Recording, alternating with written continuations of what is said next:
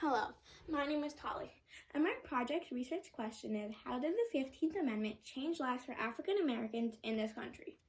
I chose this question because African Americans had it hard back then, and I want to learn more about it. It is very interesting to me. Did you know that white people didn't want black people to vote, so they either made them pay a very big fee or make them do an almost impossible literacy test? The reason they did that was because white people wanted to overrule them, and they wanted to be the queens and kings.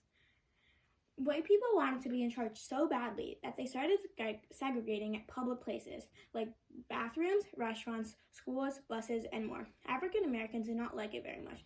They were not just sitting around. They were protesting and doing more.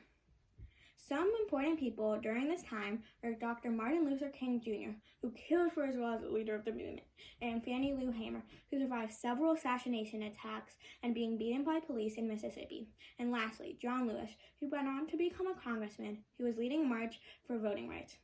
African Americans have been fighting for the right to participate in political process since the Civil War. They have been fighting for a long time back then, and then all of a sudden, people were against African Americans voting. They argue that they deserve the same rights as white citizens. Black men fought in the Civil War. They believe that they should be rewarded for their services and citizenship. It denied so many people their constitutional rights, along with the 24th Amendment, and it allowed poll taxes and literacy tests, and protected other groups who had been excluded from our democracy, like Native Americans, Asian Americans, and Latinos. So many different people were in danger. I don't think that this act was fair for African Americans or not to anyone else. The goal is for African Americans to not have voting rights, and this was not helping anyone. I think that they should have let African Americans just be as free as every other citizen.